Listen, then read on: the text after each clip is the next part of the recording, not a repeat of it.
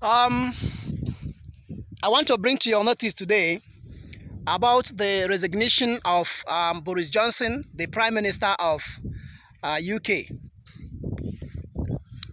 My people, Boris Johnson resigned because he has his people at heart. He resigned because the people demanded his resignation following the actions he took during the pandemic that did not go well with the people, the citizens. And on his resignation, it was not only him that resigned.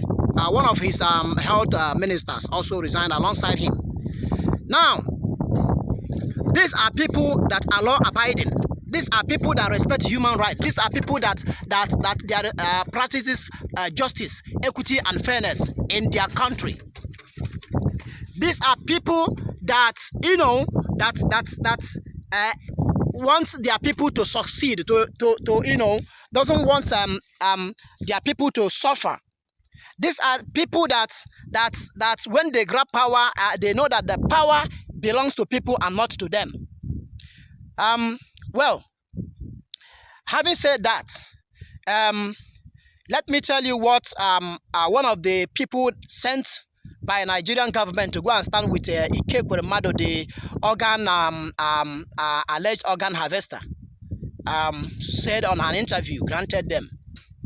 They said when they were asked what they believe and that will be the fate of Muhammadu, they said that they believe in the justice system of the UK. That they believe that the UK are people that practice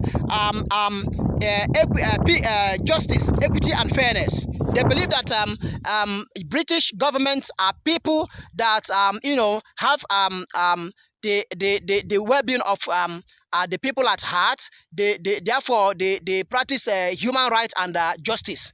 That they believe that they will grant in due time Ike Ekweremadu bail, because they believe in their justice system. Okay, dear people, I want you to now connote this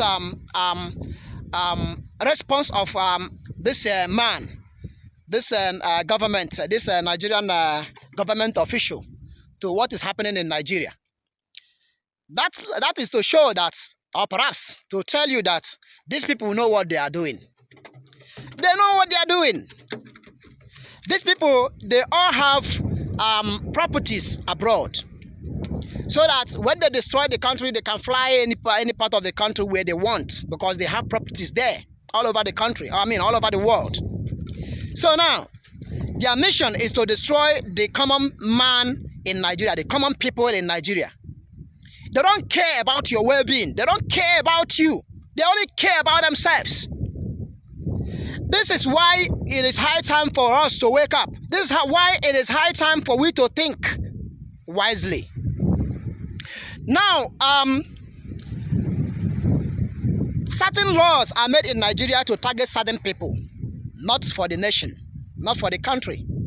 Certain laws are made to target certain people. Let me show you. Recall that in 1999, during the regime of Obasanjo, a slot, a Senate President slot was allocated to the Igbos. Yes, and during this time, Igbos were impeached for like 3 times on that same position. What does that tell you? It entails that these people only use that position to show the world that we are not capable of handling any sensitive position given to us in the country. That we are not capable of handling any very important position in the country. That was why they have to impeach the Igbos 3 good times in that very regime, to bring shame to the Igbos. Yes, to ridicule the Igbos. Now, I on that stand to tell you that the laws that are made in Nigeria are only targeted on the Igbos. Oh yes. Otherwise, tell me why Buhari will be working freely as a president of the country without being impeached. No, tell me why Buhari is still there on that seat without being impeached. I want somebody to explain to me. Explain to me somebody that is the head of the president of the country, a man that is the president of the country, the number one citizen, who is the COF, chief of the federation. Okay. He is walking freely to any type of country he wants. He have visited almost all the whole countries in the world. Recall that he promised when he was campaigning that immediately he was elected, he is going to deal with insecurity, starting with the Boko Haram terrorists, herdsmen, ISWAP, ISIS, and what have you. Then, as soon as he was elected, what did he do? He equipped the Boko Haram and the terrorists. Quote me everywhere. It was Buhari that equipped the Boko Haram and the terrorists in the country. When I tell you something, I give you facts. I don't just speak just for speaking's sake. I give you facts. I give you facts. Now, what happened in Kuje prison recently? What happened in Kuje prison recently? Are you telling me that Nigeria will leave the problem they have and start chasing after shadows? Nigeria deployed a lot of military down the eastern part of the country where there was no problem. Yes, the only problem that they encountered there are inflicted there by the Fulanis in the name of unknown gunmen. They now sent those security there to go and begin to destroy the Igbo land. They have killed youths in their numbers. Yes, they have killed youths in their numbers. That's their sole aim of sending those securities. You and I will agree that Buhari is the master of this Boko Haram and the terrorists in Nigeria. Otherwise, why would a so-called government, recruit the so-called repented Boko Haram and terrorists? They recruited them into security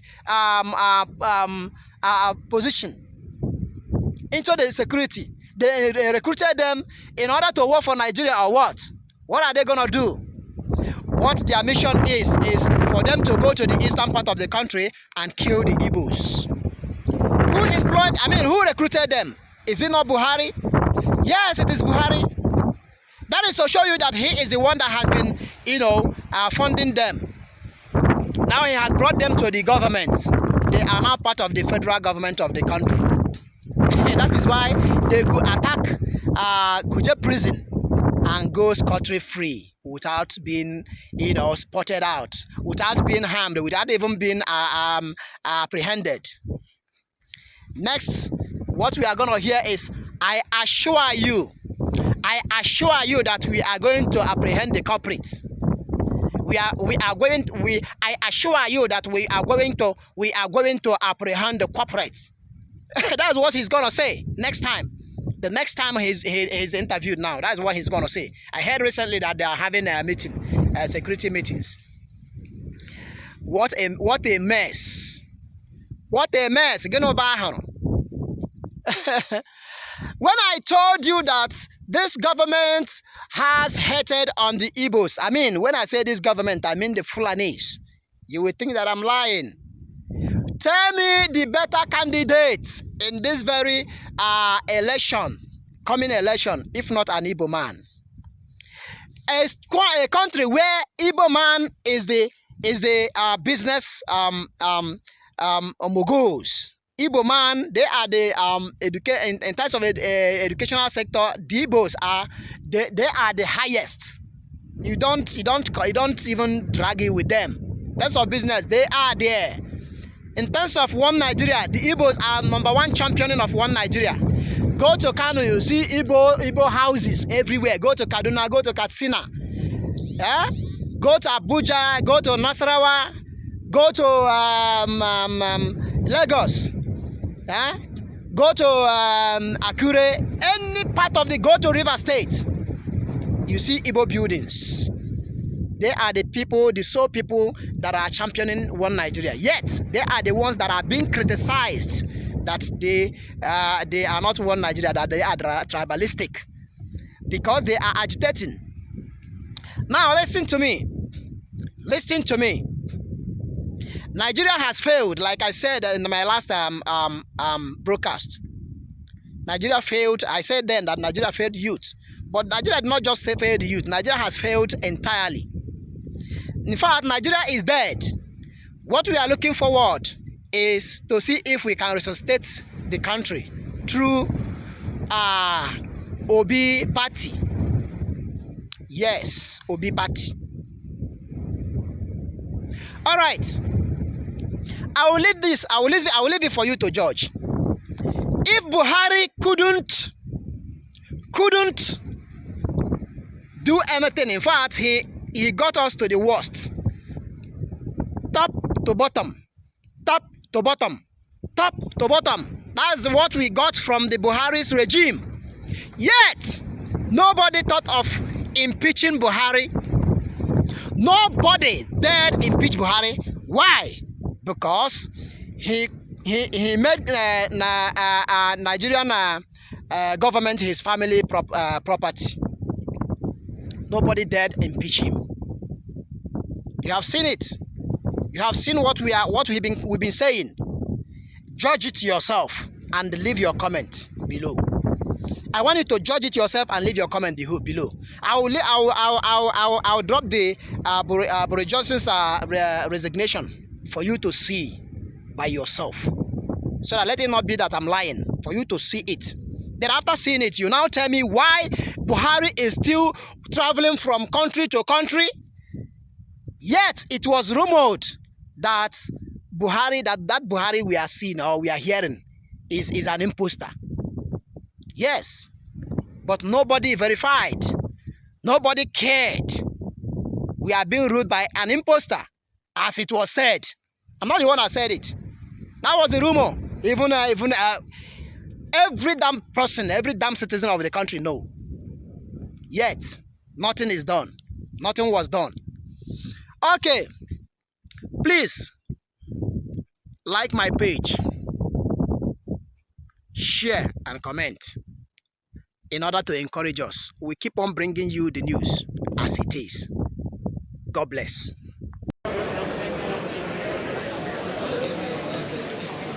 Hi, everybody.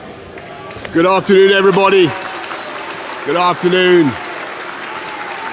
Thank you. It is clearly now the will of the Parliamentary Conservative Party that there should be a new leader of that party and therefore a new Prime Minister. And I've agreed with Sir Graham Brady, the chairman of our backbench MPs, that the process of choosing that new leader should begin now. And the timetable will be announced next week. And I've today appointed a cabinet to serve, as I will, until a new leader is in place.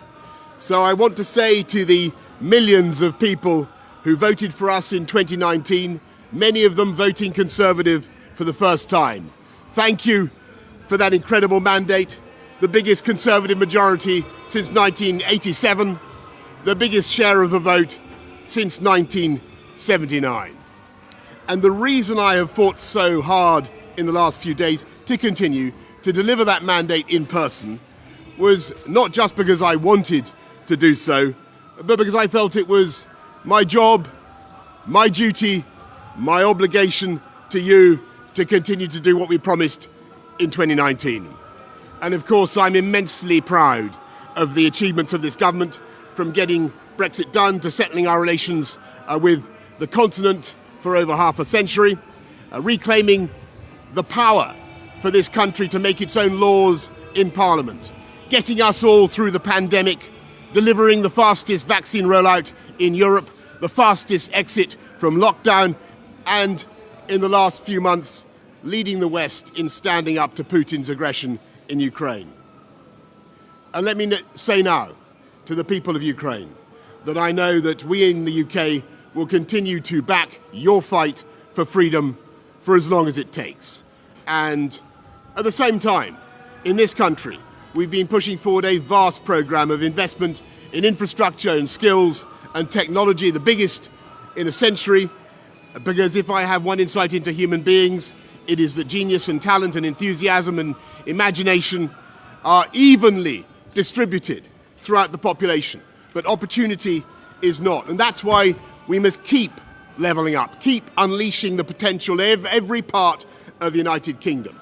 And if we can do that in this country, we will be the most prosperous in Europe.